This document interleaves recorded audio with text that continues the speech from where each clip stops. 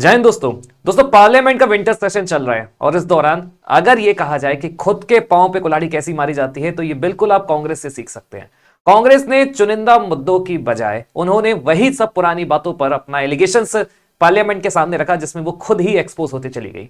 आज पार्लियामेंट में जो राहुल गांधी ने एक स्टेटमेंट दिया उसने पूरी कांग्रेस की हिस्ट्री को सामने लाके रख दिया। एक्चुअली में यहां पर सिनेरियो कुछ इस तरीके से जनरेट हुआ है कि राहुल गांधी जी ने चीफ इलेक्शन कमीशन की अपॉइंटमेंट की प्रोसेस को लेकर बड़ी एक प्रश्नावली खड़ी कर दी है और इवन कांग्रेस की तरफ से जो उनके एमपी है केसी वेणुगोपाल, उन्होंने भी यह बोल दिया है कि सीजीआई को इलेक्शन कमीशन की अपॉइंटमेंट की प्रोसेस में ना इंक्लूड करके इस पूरे सिस्टम में ट्रांसपेरेंसी की कमी है। मतलब इलेक्शन कमीशन हो सकता है कि बायस्ड है और किसी एक पर्टिकुलर आइडियोलॉजी की सरकार के लिए यह काम कर रहा है। और लगातार जैसे कि आप देख ही रहे थे कि इलेक्शन कमीशन के ऊपर जैसे शुरुआत से ही क्वेश्चंस उठाए जा रहे थे वैसे भी और वैसे ही सेम टाइप ऑफ क्वेश्चंस और एलिगेशंस राहुल गांधी जी ने सदन पर उठाए। यहां पर अगर देखा जाए तो फोकस करने वाली और भी कुछ महत्वपूर्ण बातें थी। फॉर एग्जांपल अपोजिशन के पास भी जो मुद्दे हैं उसमें वो अनएम्प्लॉयमेंट, इन्फ्लेशन, महंगाई, जीडीपी, वास्तविक जीडीपी कितनी चली है, ऐसे तरीके के क्वेश्चंस को रेस कर सकती थी। लेकिन यहां पर वही बात है, एक कॉन्स्टिट्यूशन बॉडी के ऊपर मिसट्रस्ट पैदा किया जा रहा है, वो भी सिर्फ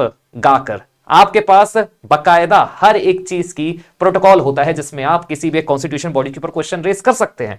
फॉर एग्जांपल अगर आपको इलेक्शन कमीशन की फंक्शनरी के ऊपर भी क्वेश्चन रेस करना है या क्वेश्चन उठाना है तो आपके पास इतनी ताकत है, आप इतने केपेबल है कि आप सुप्रीम कोर्ट जा सकते हैं। जैसे कि आप अदर चीजों के लिए पिटिशंस फाइल कर रहे हैं, इलेक्शन कमीशन के ऊपर भी, एलिगेशंस के ऊपर भी आप उसको लेकर विद एविडेंस विद प्रूफ, ना कि प्रेस कॉन्फ्रेंस करते हुए आप कहां जा सकते हैं, सुप्रीम कोर्ट जा सकते हैं। लेकिन नहीं, आपने चुना एक ऐसा प्लेटफॉर्म जहां पर पब्लिक आपको देख रही है। और आज के समय की बात की जाए तो पब्लिक के पास, सिटीजंस के पास कई सारी ऐसी चीजें हैं जिसमें वो अच्छे खासे तरीके से एनालिसिस करना जानती है और आज हम उसी मुद्दे पर चर्चा करने वाले हैं।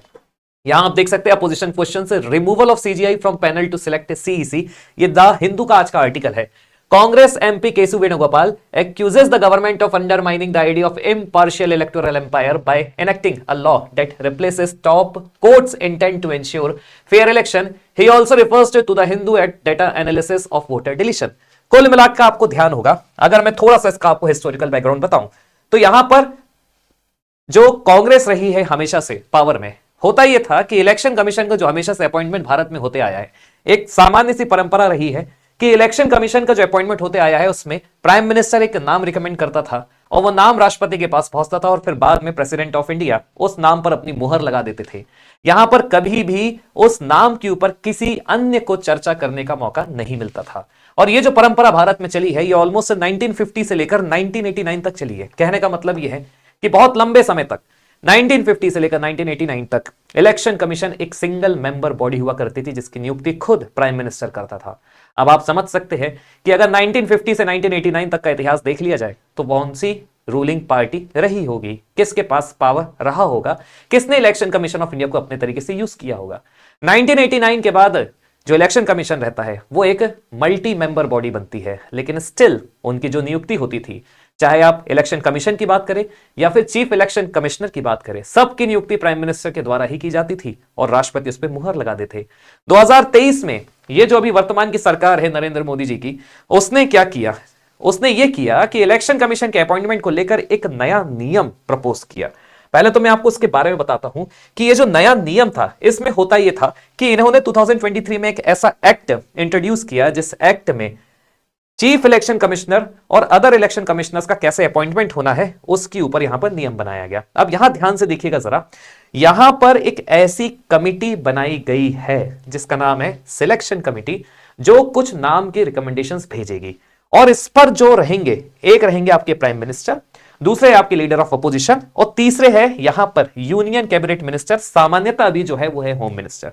मतलब भारत के इतिहास में पहली बार चीफ इलेक्शन कमीशन और अदर इलेक्शन कमिश्नर्स की नियुक्ति के लिए, अपॉइंटमेंट के लिए लीडर ऑफ अपोजिशन की भी रिकमेंडेशन, एडवाइस यहां पर मांगी गई है। वो बात अलग है कि अभी के सिनेरियो में अगर आप देखोगे तो leader of opposition versus prime minister और होम मिनिस्टर है। कहने का मतलब यही कि यहां पर जो राहुल गांधी जी का एक कंसर्न है कि भैया 2:1 का हिसाब किताब चल रहा है, मैं कुछ बोलूं या ना बोलूं, मानना तय होना वही है जो प्राइम मिनिस्टर और होम मिनिस्टर तय करने वाले हैं। तो ये एक सीरियस बात है। यहां पर उनका भी मतलब यहां पर उनका भी प्रॉपर वेटेज होना चाहिए था राहुल गांधी जी की और या फिर भविष्य में जो लीडर ऑफ अपोजिशन बनने वाले हैं उनकी भी बात का थोड़ा वेटेज होना चाहिए था, लेकिन इस सिनेरियो में ये फिलहाल नहीं है। स्टिल फिलहाल देखा जाए, इतिहास में पहली बार ऐसा हुआ है 2023 के इस एक्ट के बाद कि एक पर्टिकुलर सिलेक्शन कमिटी को अपॉइंट किया गया है, बनाया गया है for the appointment process of the chief election commissioner and other election commissioners. तो ये पहली बार हो रहा है। लेकिन याद रखिएगा, सुप्रीम कोर्ट ने इसके ऊपर एक रूलिंग सुनाई थी। सुप्रीम कोर्ट ने यह बोला था कि आपने जो एक एक्ट इंट्रोड्यूस किया है, for example chief election commissioner and other election commissions act, जो कि appointment conditions of service and term of office से रिलेटेड है 2023 में, इसमें से चीफ जस्टिस ऑफ इंडिया के प्रावधान को, प्रोविजन को क्यों हटाया गया।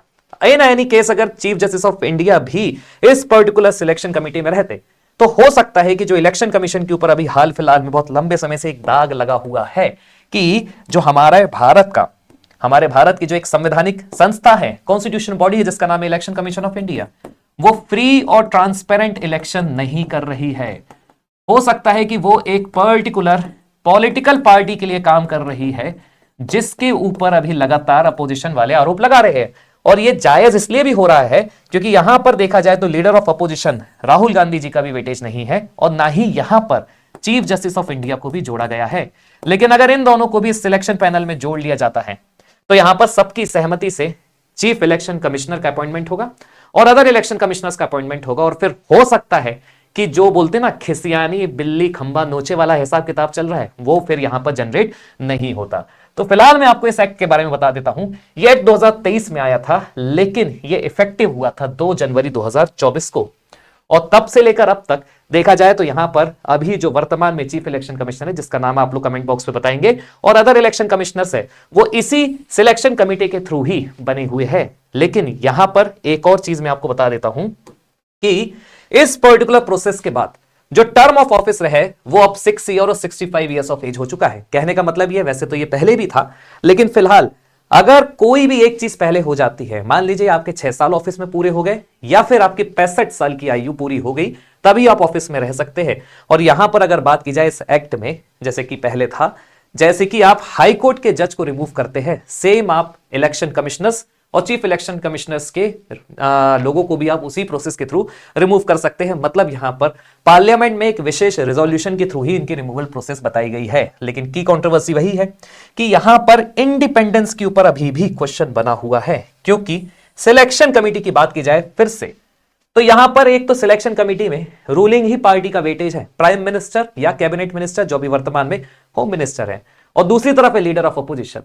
और यहां पर जो हटाया गया है वो प्रावधान है चीफ जस्टिस ऑफ इंडिया को। तो यहां पर आज का जो आर्टिकल पब्लिश हुआ तो उसमें यही कंसर्न रेज किया गया है कि आखिरकार चीफ जस्टिस ऑफ इंडिया के इस पर्टिकुलर प्रोविजन को क्यों हटाया गया है। और यहां पर अगर आप देखोगे तो केसी वेणुगोपाल जो है कांग्रेस के, उन्होंने यही एक्यूजेशन लगाया है। KC Venugopal accused the government of undermining the impartiality of the election commission by excluding the CJI from the selection panel. मतलब जो इलेक्शन कमीशन है वो पार्शियल है, वो रूलिंग पार्टी के फेवर में काम कर रहा है। क्यों? क्योंकि उसने सीजीआई को सिलेक्शन पैनल से हटा दिया है। लेकिन वहीं आज अगर आप अमित शाह का स्टैंड देखेंगे, जो अमित शाह ने बोला, एक प्रकार से आज वो गर्जे भी है अगर आप देखा जाए, मतलब ऐसा गर्जे है कि कांग्रेस को उठकर जाना पड़ा। तो मैं आपको उसकी भी बात बता देता हूं। अमित शाह जी ने यह बताया कि 1950 से लेकर 2023 तक कोई भी व्यक्ति इलेक्शन कमीशन की पोस्ट पर अपॉइंट कर दिया जाता था। और यहां पर तो एक केस ऐसा भी है कि 2009 में सोनिया गांधी जी ने नवीन जिंदल नाम के एक व्यक्ति को चीफ इलेक्शन कमीशन बनाया। अब आप ध्यान रखिएगा, 2009 में सोनिया गांधी किस पद पर थी, यह मैं आपसे पूछता हूं, क्योंकि देखा जाए तो यहां पर नियुक्ति की जो एक पावर होती है, राइट, अपॉइंटमेंट का जो पावर होता है वो लाए करता है या तो प्राइम मिनिस्टर में, या फिर प्राइम मिनिस्टर की रिकमेंडेशन जब जाती है तो प्रेसिडेंट ऑफ इंडिया। तो फिर ये कैसी हेडलाइन चली थी 2009 में कि फलाने ढिमकाने व्यक्ति का जो इलेक्शन कमीशन बना है उसका अपॉइंटमेंट सोनिया गांधी ने किया। बल्कि सोनिया गांधी तो उस वक्त किसी भी संवैधानिक पद पर नहीं थी। जो भारत के प्रधानमंत्री थे वो थे मनमोहन सिंह। कायदे से उनको नाम को रिकमेंड करके भेजना था और जो उस वक्त के तत्कालीन राष्ट्रपति थे उनको नियुक्ति करनी थी। तो ऐसा यहां पर यह बयान दिया है किसने? अमित शाह जी ने। और अमित शाह जी ने जब देना चालू किया तो वही बात आ गई कि जो वो करना चाह रहे थे वो जस्ट अपोजिट हो गया। जो मैंने आपको स्टार्टिंग में बताया कि खुद के पांव पे कुल्हाड़ी मारना तो कांग्रेस से सीखा जाए। तो यहां पर एक प्रकार से पार्लियामेंट में, सदन का जो अभी सबसे बड़ा त्योहार चल रहा है, सेशन में वो एक्सपोज ही होते चले गए। लेकिन फिर भी हम ये चाहते हैं एज अ रिस्पॉन्सिबल सिटीजन कि जो प्रोसेस है वो ट्रांसपेरेंट हो, कि अगर मिसट्रस्ट भी पैदा किया जा रहा है इलेक्शन कमीशन के ऊपर तो ये सरकार की ही ड्यूटी बनती है, इलेक्शन कमीशन की ही ड्यूटी बनती है कि वो सामने आकर इस पूरे सिनेरियो को क्लियर करे। वैसे भी देखा जाए इलेक्शन कमीशन बोल भी चुकी है कि राहुल गांधी जी को अगर दिक्कत है किसी भी इलेक्शन के रिजल्ट से तो 45 दिन उनके पास होते हैं, वो एक एफिडेविट के थ्रू अपने एलिगेशंस को विथ एविडेंस लगा सकती है और फिर हमसे एक्शन की बात कर सकती है। और अगर हम पे भी भरोसा नहीं है तो सुप्रीम कोर्ट भी जा सकती है। लेकिन आपको एक चीज और समझनी पड़ेगी, कोई भी एमपी आज की डेट में एफिडेविट नहीं साइन कर सकता, क्योंकि उसके कॉन्सिक्वेंसेस भी हो सकते हैं। अगर हो सकता है कि उनके आरोप झूठे हो तो उनकी फिर सदस्यता भी जा सकती है। और यहां पर आज बात आ रही है सबसे बड़े पॉलिटिकल करियर की। कोई नहीं चाहेगा कि उनका पॉलिटिकल करियर खतरे पर आए, even the opposition leader Rahul Gandhi ji. लेकिन स्टिल उन्होंने फिर भी क्वेश्चन किया है कि अभी भी इलेक्शन कमीशन हमें सीसीटीवी फुटेज नहीं दे रही है। Election commission of India SIR के बहाने भी, याद रखिएगा, एसआईआर के ऊपर भी क्वेश्चन किया है, एसआईआर के बहाने भी देश में एक डर वाला माहौल पैदा कर रही है, जिसमें फायदा सिर्फ और सिर्फ रूलिंग पार्टी को हो रहा है, क्योंकि एसआईआर के बहाने कई सारे लोगों के नाम भी हटाए जा रहे हैं। और इसको लेकर अमित शाह जी ने एक और स्टेटमेंट दिया है। देखिए, अमित शाह जी ने बोला है कि अगर आप ये बोल रहे हो कि एसआईआर रूलिंग पार्टी को फायदा पहुंचा रही है तो can any country remain safe if the prime minister and the chief minister is decided by the infiltrators. पहली कंडीशन कि क्या आप ये चाहते हैं कि कोई भी देश का प्रधानमंत्री, चीफ मिनिस्टर इन्फिल्ट्रेटर्स के द्वारा डिसाइड करे? ऐसे में कोई देश सुरक्षित हो सकता है? Should one voter have vote at more than one place? और क्या एक ही वोटर एक ही वोटर आईडी से अलग अलग जगह वोट डाल सकता है? This is just purifying electoral rules. We have to decide whether a foreigner has the right to vote or not. हमें आज डिसाइड करना पड़ेगा कि ये जो वोट डालने का अधिकार है क्या ये फॉरेनर को मिलता है कि नहीं, क्योंकि देखा जाए तो वोट डालने का अधिकार सिर्फ और सिर्फ देश के नागरिक का होता है, वो उसका एक लीगल राइट होता है। और यहां पर वही बात आ रही है कि अगर आप एसआईआर के ऊपर क्वेश्चन कर रहे हो तो भी आपके बात से हाथ जा रही है, और अगर आप इलेक्शन कमीशन की प्रोसेस के ऊपर क्वेश्चन कर रहे हो तो भी आपके पास बात आपके पास से बात जा रही है। क्योंकि देखा जाए तो राहुल गांधी जी का भी स्टेटमेंट वही है कि इलेक्शन कमीशन एसआईआर के बहाने पूरी एक प्रोसेस को पार्शियल बनाने में लगा हुआ है रूलिंग पार्टी के फेवर में। तो यहां पर बड़ी कॉन्ट्रडिक्टरी बातें हो रही है अपोजिशन की तरफ से, जिसको आपको भी समझना होगा। और कमेंट करके मुझे जरूर बताइएगा इस पूरे मसले पे आपका क्या विचार है। क्योंकि देखा जाए तो एसआईआर की प्रोसेस मैं स्टार्टिंग से भी आपको बता रहा हूं कि देश के लिए जरूरी है, क्योंकि एसआईआर की प्रोसेस के तहत हम ये आइडेंटिफाई कर रहे हैं कि भारत में कितने इलीगल रूप से माइग्रेंट्स रह रहे हैं, उन्हें आइडेंटिफाई करके डिपोर्ट करके वापस उनके देश भेजा जा रहा है। और दूसरी चीज, जिसे वास्तविक में जो वोट डालने का अधिकार है मिलना चाहिए, हम उसे एसआईआर के माध्यम से वो दे भी रहे हैं। वो बात अलग है कि अपने आप में ये एक इंटेंसिव रिवीजन है, कठिन प्रोसेस है, बीएलओस के ऊपर बहुत ज्यादा प्रेशर बनाया जा रहा है, प्रेशर है भी, क्योंकि लगभग 20 साल बाद ये प्रोसेस हो रही है। तो फिर भी अगर देखा जाए, अगर एक बार हम इस फेज से गुजर गए तो आने वाले टाइम में, आने वाले 10 साल बाद अगर एसआईआर फॉलो की भी जाती है तो सिर्फ अपडेशन की आवश्यकता पड़ेगी, क्योंकि ऑलरेडी सारी चीज का डेटा पूरा ट्रांसपेरेंट वे में एक सिंगल प्लेटफॉर्म पे स्टोर हो जाएगा। कमेंट करके जरूर बताइएगा दोस्तों कि आपका इस पूरे मसले पर क्या सोचना है। जय हिंद अगेन।